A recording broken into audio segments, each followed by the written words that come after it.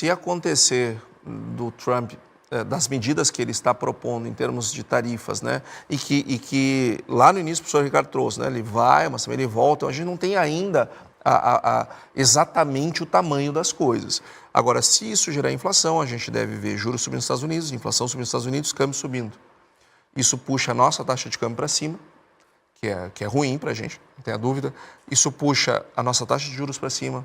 Isso pressiona a inflação, porque o Brasil e Estados Unidos têm uma relação comercial importante, não é a mais importante, mas é importante, consequentemente, a gente importa a inflação deles e exporta a inflação para eles.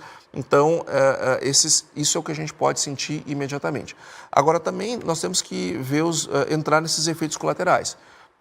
Os Estados Unidos é um país que particularmente gosto muito e admiro muito, mas também gosto muito do México, que tem comprado muita coisa da gente, gosto muito do Canadá, gosto muito da China, gosto muito de todos os países, e são mais de centena de países que compram os produtos brasileiros. E aqui puxando a brasa para a minha sardinha, né, no agro.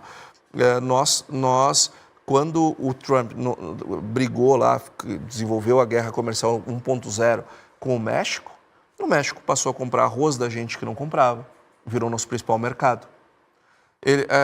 A carne de frango cresceu muito brasileira dentro do México.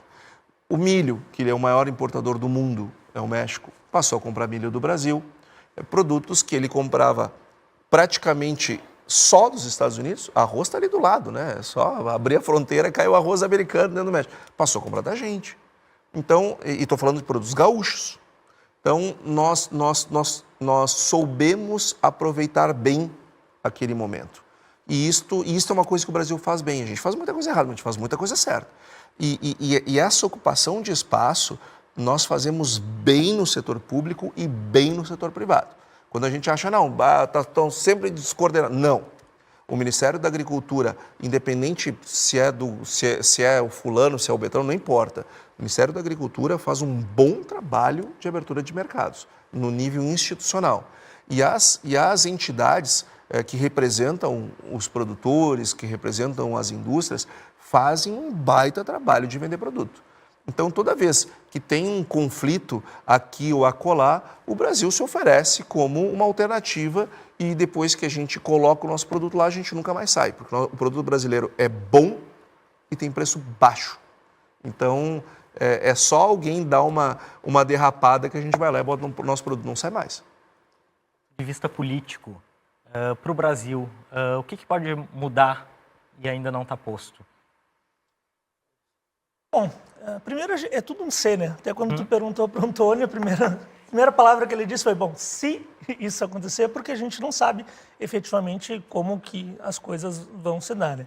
Mas eu acho também que é um período de transição e períodos de transição, eles são marcados por aparecerem monstros. É como se fosse aquele claro escuro que a gente não enxerga com nitidez e de repente a gente se depara com alguma situação que a gente não imaginaria previamente.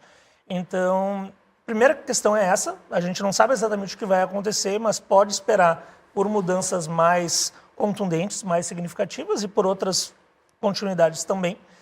Mas eu acho que a grande questão é a gente observar, a gente, eu digo, enquanto Brasil, como que a gente está lidando disso tudo, o que a gente espera diante dessa situação.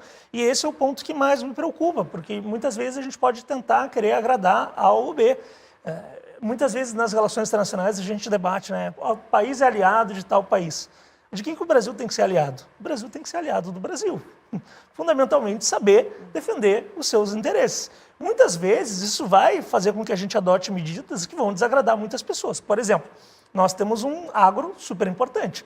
O nosso agro precisa da importação de fertilizantes, porque a gente ainda não desenvolveu uma indústria capaz de abastecer todo o mercado interno. Então agora, diante da guerra na Ucrânia, a gente passou a importar mais fertilizantes da Rússia. Bom, muita gente questionou, achou que essa medida era imoral por conta da guerra e tudo mais, mas o que nós vamos fazer diante desse cenário? A gente tem que buscar um aproveitamento diante disso tudo. Então eu acho que talvez a grande questão seja justamente essa, seja estar atento a essas transformações e ver onde que a gente pode se beneficiar.